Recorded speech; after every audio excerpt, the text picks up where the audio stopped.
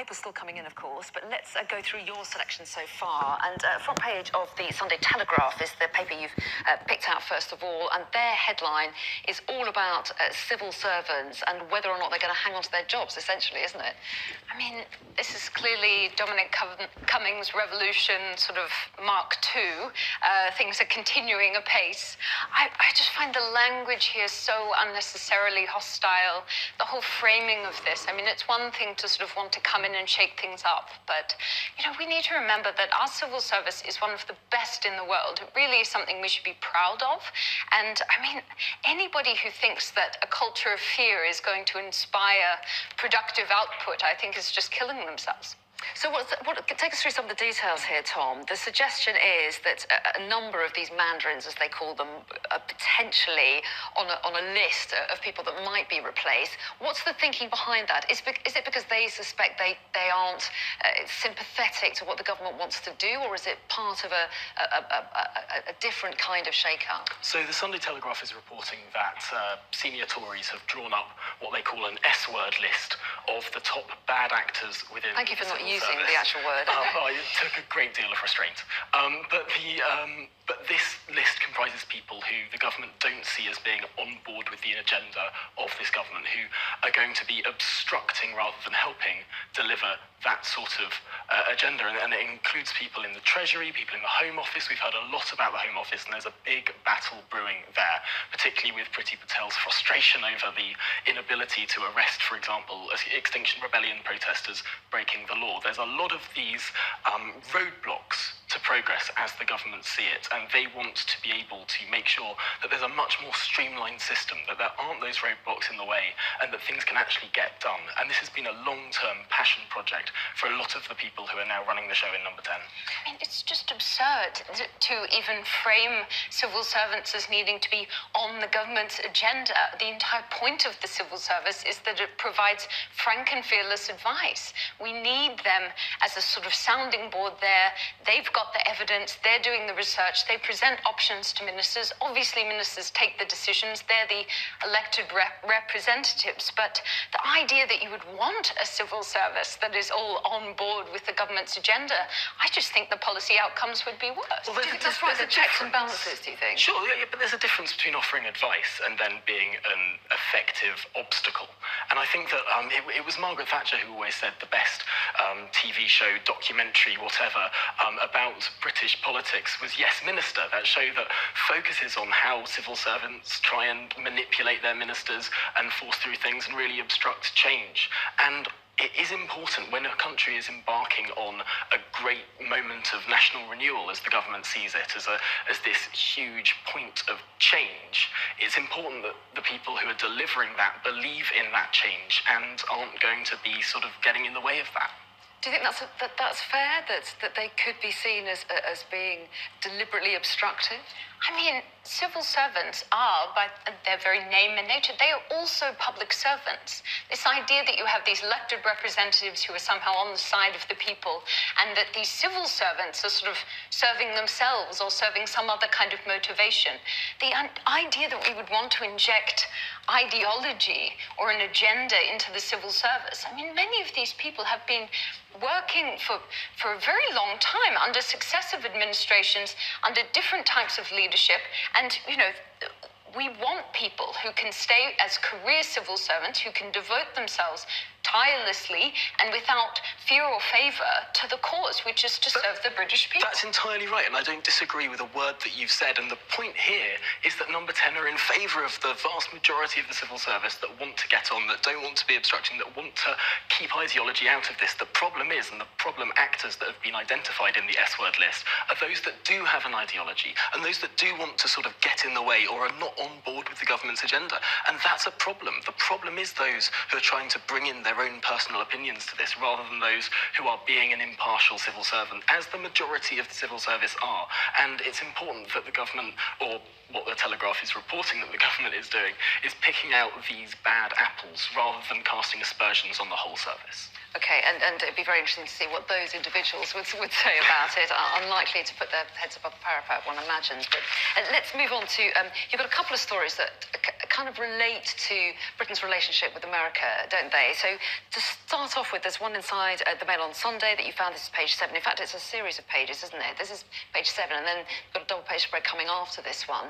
But this relates to extradition, doesn't it? And the case of Julian Assange, which has now been linked to that of Harry Dunn by his family. Well, it's an incredibly sad situation. Obviously, Harry Dunn's family is feeling increasingly desperate. I think certainly since the revelations have come out that Anne Sakoulas potentially was actually a CIA agent herself, although not on duty at the time of the killing. That still hasn't been all officially confirmed, of course, but I think those revelations must have really struck the family as a sense of just helplessness came over them. I think any idea that she would be extradited once that information had come to hand, I think just must have been a fading kind of window of opportunity. So this is a real act of desperation to try and find a way to create almost a quid pro quo, but unfortunately it's just not how the system works. And she's wanted, of course, over the killing of Harry Dunn in a road accident in the UK. The US is not extraditing her. The family have said tonight that they want Britain to say, well, we won't send Julian Assange, who is wanted in America, we won't extradite him until you send her over. That's what the family is suggesting that the British government do. That's right. And that's what the headline in the Mail on Sunday is saying. It poses it as a question. Will Britain refuse to send Assange to the US until they hand over Harry Killer? However, when you see a title like that in a paper that's posed as a question, the answer is almost always no. And the extradition relationship between the UK and the US unfortunately has been for many, many years deeply, deeply imbalanced. So I'm not sure that there's going to be a lot of light at the end of this tunnel. Many more people go from Britain to America than come back the other way, is what you mean by unbalanced, don't you? Let's move on to the other story that relates to Britain's relationship with America, and this is over Huawei. Yeah, and actually it's funny because there are so many commentators and politicians in this country who are saying that Boris is so subservient to Trump, he's just doing the US's bidding, that once Britain has left the European Union, it will be just following what America does. Well, actually, this Huawei decision is a massive rebuke to that refrain, because ultimately Number 10 has struck its own path here. It did not follow the heavy pressure that the US was putting on this government. And now the US is saying that perhaps it will step back the amount of data that it shares with the UK over nuclear projects, over classified security information because of this decision to move ahead with Huawei to create our 5G network. And we see there's an article there by David Davis, former Brexit secretary, about this, saying the most devastating security blunder since MI6 hired Philby, Blunt and Burgess, he says. So, I mean, there are mixed feelings about that decision. What do you make of the move and the impact it could have on future relations with the US? Well, I think it's important to remember as well that the anger's not just coming from the United States, it's also coming from Australia. And we know there have been some very significant blow-ups behind the scenes with the sort of diplomatic corps and the different civil servants there. There was meant to be a big expedition of the Australian Security Select Committee was meant to be coming over to Britain. That trip has been cancelled. So there is a much broader climate here. I mean, the United States and Australia are two of our most important allies, and not just conceptually, philosophically, special relationships. These often sound quite nebulous. These are our most important intelligence partners. And I think this is an ongoing conversation. We had Michael Pompeo, Secretary of State from the US, came out a couple of weeks ago when things were very tense. We saw him and Dominic Raab, the Foreign Secretary, together at an event, sort of making peace, smoothing things over. I think political level, both Trump and Johnson understand that it's not in either of their interests really to be at loggerheads. That special relationship is something that is valued by the people of Britain and the people of the United States. It is an election year for Mr. Trump. But I think it's quite clear that this conversation has not run its course, and that both the Americans and the Australians will be trying to lobby right up until the bitter end. So we haven't heard the last of it. No, but that being said, it was not an easy decision for Number 10. Number Number 10 were almost begging the United States to offer another option. If there was another option to quickly build 5G in this country, Number 10 would have jumped at that opportunity. But the reality is the companies simply don't exist. So the challenge, I think, over the next few years is making sure there is that competitor for Huawei in the West that simply doesn't exist right now. Okay, one to continue to watch. Talking of watching, let's move on to a story inside the Sunday Express. And this is a debate that has been rolling on for days now, hasn't it? And over the future funding of the BBC. Yeah, well, I mean, it's almost the sort of whispering that has been going on in right-wing circles for years, if not decades, has now burst out into the open, and it seems to be the mainstream position of the government, of many people in Parliament, of a lot of the commentariat now that the current model of funding the BBC in this country has run its course. It might have made sense back when people had one little TV set in one room of the house, but the way that people watch and consume TV and the way that it's not now just left to one national broadcaster, the licence fee simply does not make any sense anymore. Okay, you think that's now a common view. Do you think that's right? Do you think people think that the funding should be changed in some way? Well, I mean, this story is actually showing the results of a public opinion poll, a survey undertaken by Comres. I mean, if you ask people, do you want to pay for something, it is very rare that they're going to say yes. But I don't think that that is completely separate to people also recognizing its value. We can see here that nearly 2/3 of the population do believe that the BBC is an important part of British culture. And I think it's really important to separate the motivations here. There are people who are making the case, and I think it's fair to say that the BBC needs to think about how it evolves into the digital age, and it hasn't always been particularly successful. The media landscape is very different now, and I think that is a reasonable conversation to have.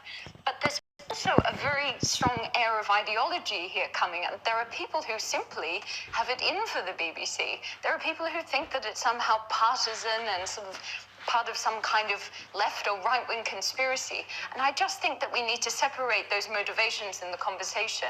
There are definitely tough decisions that need to be made for the BBC, but it does, as well as being an important part of our culture, it's an important part of our democracy, and we have to think very carefully before we tinker with that. And it's true that different papers have for a long time taken different positions on the BBC, haven't they? That's very true. It does, however, feel like a bit of a moment now that people are so openly saying that this should happen, and that actually it was something that was spontaneously coming up during the election campaign. Nicky Morgan gave an interview a couple of weeks ago whereby she was saying it was coming up on the doorstep, even, the issue of the licence fee. And it's clear, I think I totally agree with you, people value the BBC as a brand, as an international brand, but that doesn't mean that they think that the licence fee is an acceptable model in the 21st century. In many ways, the licence fee, if it were to continue as it currently does, would be the death knell for the BBC, because no one is really consuming TV going into the future in the same way that they have been doing for the past 50 years or so. So really, in order to save and protect a national broadcaster, there needs to be a different private model of funding. And as you know, the BBC takes a very different view to that. We will take a break there. Plenty more to discuss coming up, though, including why Downing Street has issued the EU a warning ahead of trade talks. We're going to be discussing that after the break.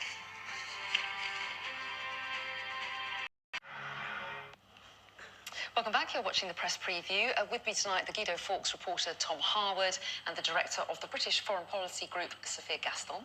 And we've just got the Sunday Times front page in, so I'm just going to show everybody because it's the first time we've seen it. Their headline is House of Lords expenses spiral out of control, and they say that money claimed by peers has risen 29% in just 1 year. I'm not going to quiz you on that because I know that you haven't even looked at it, but we may return to that when you come back at 11:30, but just so that you're up to date with the latest front page we've got. You do want to talk about the front page of the Express and the story inside as well. The headline is EU are divided and distracted. What are they distracted by? Well, this is a total turning of the tables from what we saw over the last 3 years when Britain was internally divided, had inconclusive election results, was squabbling over what was going to happen. Now it looks like the UK is really clear in its ask, and the EU is actually facing a lot of internal pressure. We've had, particularly the election result in Ireland was very destabilising, and similarly there's now a big row over the budget within the European Union. Obviously the UK leaving means one of the biggest cash cows for the club has gone, and there is now a huge amount of rancour and indecision and battling over that issue within the European Union, and that undermines their sort of unity of purpose and strength in negotiations. And let's take a look at the double-page spread inside, which goes further on this story. Europe's leaders edge of chaos. Do you think that's right, or do they always wrangle about budgets? Well, absolutely. I mean, this story, even trying to link these budget negotiations with the Brexit negotiations is a little bit facetious. The EU's budget negotiations are always historically complicated, fractious, fraught. It's always very much a last-minute situation of coming together at the 11th hour. That's how the EU likes to do things. And every budget negotiation has been very difficult. But there is the added complication of the fact that they haven't got Britain's money anymore, so that does put extra pressure on, doesn't it? Absolutely, and it's also true that these budgets are looking ahead to 5 years from now, and obviously in the past 5 years Europe has changed dramatically, and the big issues on its plate have really shifted. I mean, there is a call here for more money for border protection, for example. That's in response to the migration crisis in 2015, 2016. Climate change is now top of the agenda for EU leaders, so there's different countries wanting to lobby for money for that. I think these budgetary pressures are real, and obviously the departure of the UK does turn up the heat a little bit. But the idea that Europe is somehow divided in a way it's never been before, I think is a bit of a stretch. There is a difference, though, and that is that now this is happening in the middle of what is going to be a very short and hot negotiation. And I'm going to bring in the next article quick because we only got a minute. Do carry exactly. on. But this is inside the Mail. This fits in so nicely because the chief Brexit negotiator for Number 10, David Frost, has written for the Mail, basically reiterating his speech that he gave in Brussels on Monday, saying that the whole point of Brexit is regulatory divergence. If the EU is not going to envisage a deal in the same way that it envisaged with Canada or with Japan, that allows the country that they do a deal with to do things differently domestically, then there's no deal to be done, because unless you can do things differently after Brexit, there's no point in Brexiting at all. And what do you make of David Frost coming out and saying this now? Well, it's all about Canada, isn't it? And I think one thing we always have to remember is Canada's biggest trading partner is not the EU, it's actually the United States. That is because of geography. And who's at our doorstep? Our biggest trading partner, Europe. Canada has a much closer trading relationship with the United States than we would be looking to pursue with the European Union under this kind of plan, and I think that should raise alarm. But Canada doesn't accept American laws. That's the fundamental difference. It's an independent country, and so should we be. Okay. I suspect we'll return to this, but we must leave it for now. Sophia and Tom, for the moment, thank you. See you at 11:30. Thank you. Fifth place after the first two stages. Our first look at what's on the front pages as they arrive. Over the next half an hour, we'll see what's making the headlines with the Guido Fawkes reporter Tom Harwood and the director of the British Foreign Policy Group, Sophia Gaston. So hello again to you two. So let's take a look at what's making the front pages. And Boris Johnson wants to replace a series of top civil servants in a bid to dramatically change the approach taken in some of Whitehall's most influential departments. That's according to the Sunday Telegraph. The Sunday Times leads with an investigation that claims Pear's expenses rose by 29% to £23 million in the year to last March. It says 31 lords claimed more in expenses than the standard take-home pay of an MP. In The Observer, Keir Starmer warns Labour members that the party could be locked out of power for a generation if it doesn't stop infighting. The Sunday Express says Downing Street has mocked the European Union for behaviour it calls divided and distracted in the run-up to Brexit trade talks. And the Sunday Mirror reports that Portuguese police have questioned a British barmaid about her ex-boyfriend in relation to the disappearance of Madeleine McCann. The boyfriend said he knew nothing about Madeleine. So Tom Harwood and Sophia Gaston here with me tonight. Lots of different front pages around with very different stories. So let's start with the Sunday Times. You wanted to talk about their, they call it their investigation, their analysis of peers' expenses. Yeah, this is the extraordinary news that the amount of money that we're throwing at the House of Lords has increased by 29% in just 1 year. And this includes people who most people would reasonably say aren't doing very much and are claiming an extraordinary amount of money. There's one Labour peer in this who spoke in just 17 debates, just 17 floor speeches, very short, member of no committees, and claimed £80,000 of taxpayers' money. This is clearly a system that is spiralling out of control, where people aren't doing very much and are claiming a huge amount of money. There are billionaires in the House of Lords that are claiming tens of thousands of pounds from hardworking taxpayers every single year. And it's wrong. And I think that this is a government that wants to fix these constitutional issues, and perhaps this is the start of a conversation about how we change some of these anachronistic institutions of our country. That being said, it seems that this is not going to be dealt with quickly as the size of the House of Lords continues to grow. It looks like the new intake list of peers will be another 39 this year, really growing that house even larger to the point where the UK, already the second largest parliament or legislature in the world, is getting ever closer to the size of the Chinese legislature. And that's just a crazy state for a country of 67 million people. And clearly we don't have the peers' explanations of why these expense claims have been made. Perhaps we'll hear about those in days to come. But do they, on the face of it, does this kind of increase sound like it's out of control, as the Sunday Times describes it in their headline? Well, I mean, I personally value the work that the House of Lords do. I think they're incredibly important to our democracy. The second reading, the scrutiny, the select committees, it's all really important stuff. So I don't think we should just sort of dismiss this as kind of lazy fat cats. But that said, the work is clearly very uneven, the participation is uneven, and that's something that I think we will necessarily see some more scrutiny on. We know that Boris Johnson has been a long-standing critic of the size of the House of Lords, so we can expect some movement in that direction.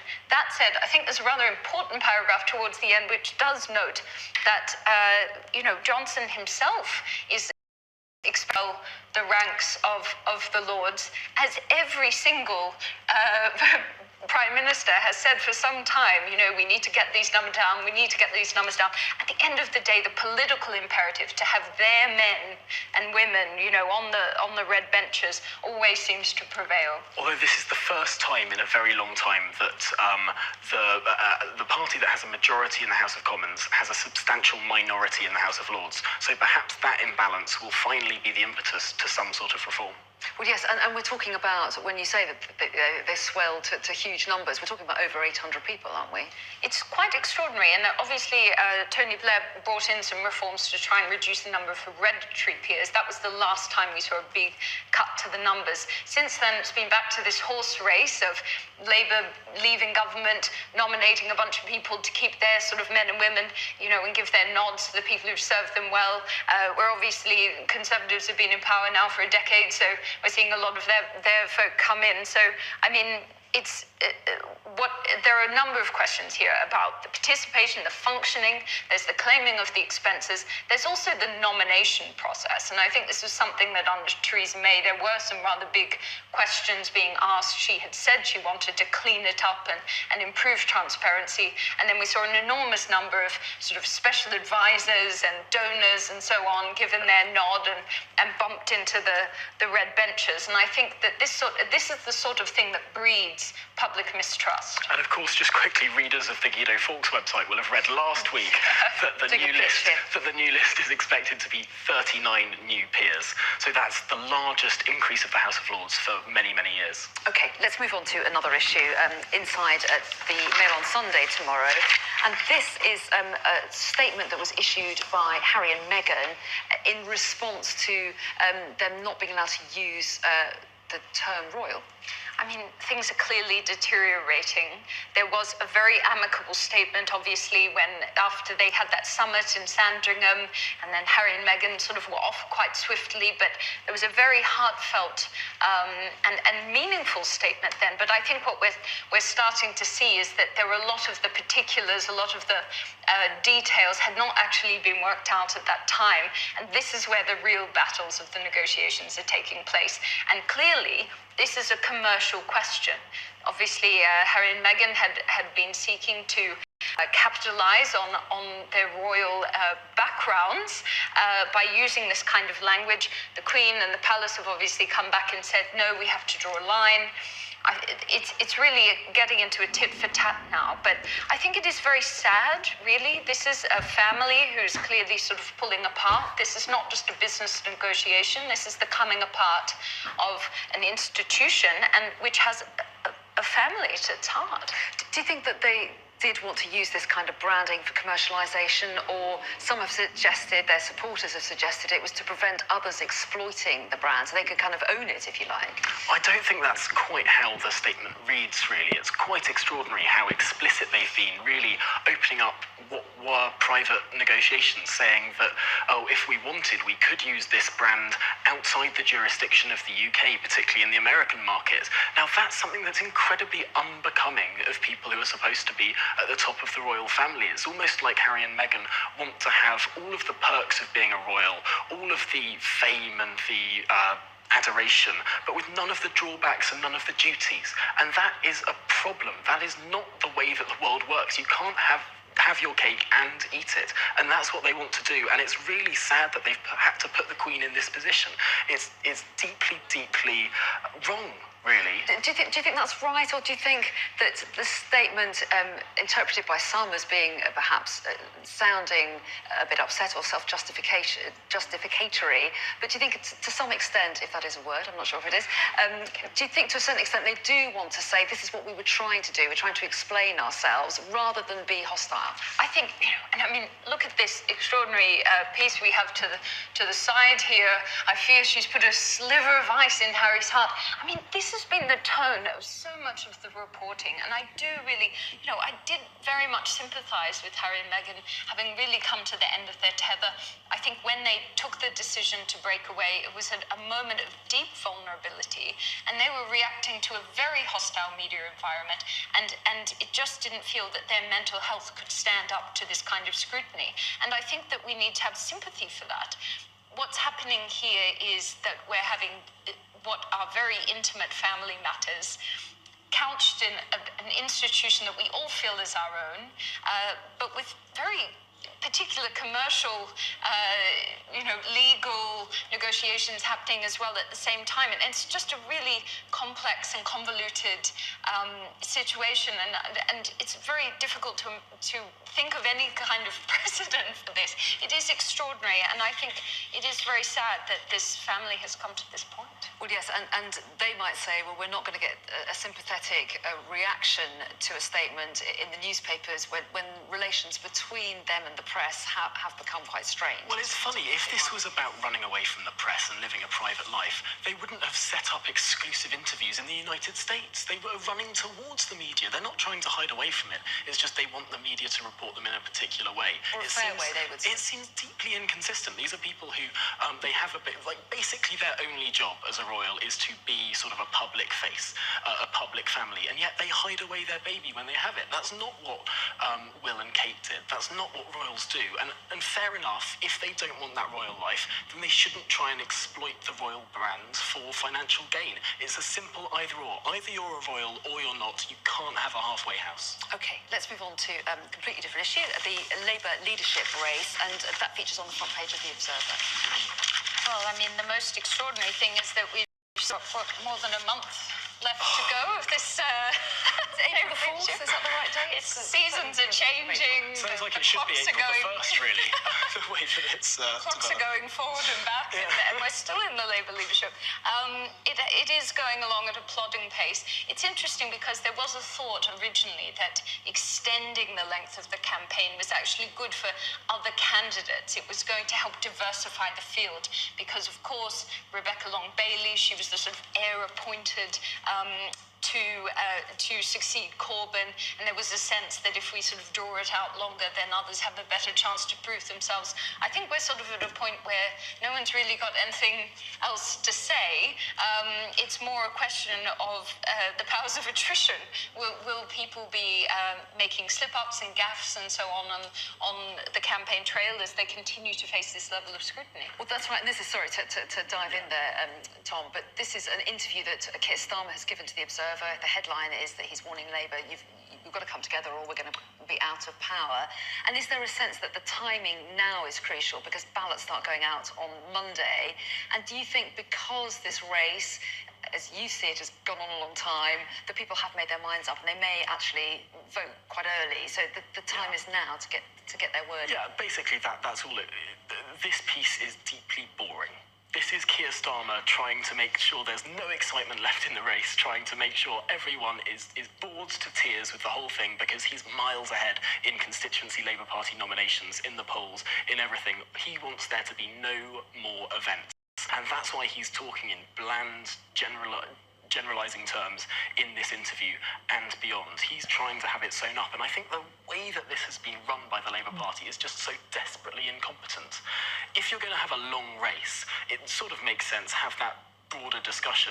Why then did they have the nominations closed so early within the parliamentary party, meaning that people scraped onto the ballot and that guillotine came down quite early, so we had our final stage of the race being the protracted bit. Really, if there was going to be a long race, the early stage should have been the long bit, not the late stage. So we just are sitting in this peculiar situation, really, where nothing new is being said, where we're just hearing the same arguments again and again and again about how brilliant the last manifesto was, the manifesto that led to the worst defeat since 1935. There is no substantial policy difference between the top three contenders for this race. They're all trying to present themselves as the heir to Corbynism, just not the heir to Jeremy Corbyn. And they're trying to present themselves as just in a better suit, in a better package, and it's just desperately dull. We're all sick of it. I think there is an important message to this piece, which is that we fundamentally have not had a functioning opposition in the United Kingdom, really, for 3 or 4 years now. We've had a very strange leader and a strange sort of style of leadership in the Labour Party at a really critical moment in our nation's history. And certainly, I think Keir's point here, it's time to sort of move things on because the country needs a functioning opposition. We're starting these big trade negotiations. There's this levelling up agenda and so on. Obviously, Boris Johnson now has an enormous majority, but the Labour Party really needs to get its act together. I mean, this is a point for the future of our democracy. Okay, we are going to take a break right there. Plenty more to discuss after the break, including the PM's vanishing briefs. Why aides have been ordered to send Boris Johnson shorter memos. That's coming up after the break. Going on in here. This is essentially a preview. Story down here called the PM's vanishing briefs. It's an intriguing headline. What does it tell us? There's a lot going on in here. This is essentially a preview to Tim Shipman's big double-page spread. Exactly. Later in the paper. So there's lots going on here. We've got the start of the story is that Boris Johnson's aides have been told that they must send him very succinct 2-page briefs that are very concise and to the point. And then we move on into a range of other different stories about what's the reason that they say? I know you haven't got many paragraphs to go on here, but what was the reason for the shorter briefs? Well, there's a source who says here that apparently he will not read them if they're too long, that all the reading that they were given for his weekend away working, that it had to be readable and light and sort of captivating.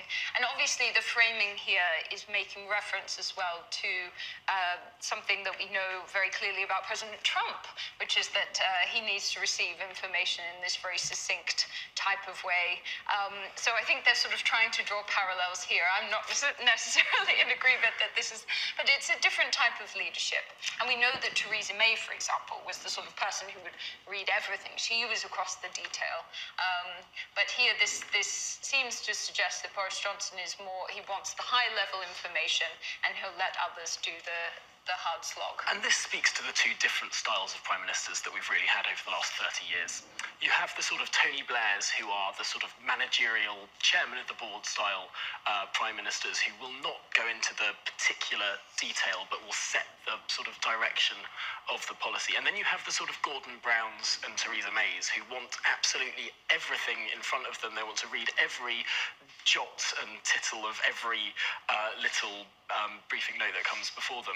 And actually, broadly, I think the prime ministers who are considered to be more generally successful aren't those that get bogged down in the detail. They're the people that can have a comprehensive overview of everything, rather than getting stuck in these little things. And I'm not sure that the comparison to Trump really works, given that Boris Johnson is someone who can sort of recite the Iliad in ancient Greek from memory. I don't think he's afraid of long words, but it is that difference in style. It's almost a Reagan style as well as a Blair style. Very quick word on that. Sorry, Yeah. I didn't mean to cut you off mid-sentence, but what do you make of that? That prime ministers don't necessarily need to get bogged down in too much detail? Well, I think, look, there's obviously briefing that's coming here from civil servants. Now, there are some civil servants who I'm sure cannot help themselves but be writing 10 to 15-page briefs. Whether or not they could do that more succinctly, I'm sure in certain circumstances they can. I think it's important for prime ministers to be across the detail, and we do want prime ministers to be taking their job very seriously, but I don't think that they necessarily need to be the person who is sort of, down there with the shovel in the weeds of page 13. Okay, let's move on to a story inside the Sunday Express. No doubt it's picked up elsewhere as well, because a lot of the newspapers have their strong views on the future funding of the BBC, and the Sunday Express is delving into this issue themselves. Yeah, and this is the interesting sort of new angle to the BBC story. Very often you will hear sort of BBC bashing, cancel the licence fee, end the BBC, as if that's all sort of one block. This story is saying, actually, people do value the BBC. They think it's an important national institution, but also they don't like the licence fee. It's a bad way of funding it. And those are not positions that are necessarily opposed to one another. They can sit perfectly consistently in many ways. Actually, the way the surefire death knell for the BBC would be continuing with a licence fee that fewer and fewer people are paying as people move online and away from analogue TV. And actually, the way to preserve institutions like the BBC is to keep them competitive, make them operate more like businesses and less like arms of the state.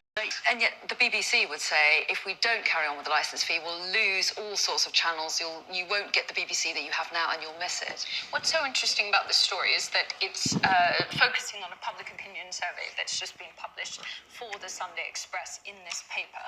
And what's fascinating about that is we start to get a glimpse into the disparities between the sort of Westminster and Twitter conversation and the conversations that are being had amongst ordinary Britons. I don't think everyday people have spent the last 10, 20 years sitting around thinking, gosh, we really need to reform the BBC and scrap the licence fee. It's been a hobby project, something there's been a huge amount of obsession over in Westminster and Twitter. Here we see, for example, this charge that's frequently levelled at the BBC from both the right and the left on social media and so on, that it's biased, it's too right-wing, it's too left-wing. Everyone thinks it's on the this polling is interesting because it shows that the British people in general aren't that interested in that kind of accusation, and actually both think that it's equally balanced as to whether or not people think it's too far to the left or the right. Okay, it might be that's just doing the right job. I know. We'll come back another time, both of you, and we'll continue that discussion another time. But I'm afraid we are out of time for now. Sophia and Tom, good to see you, though. Thanks very much. Thank you.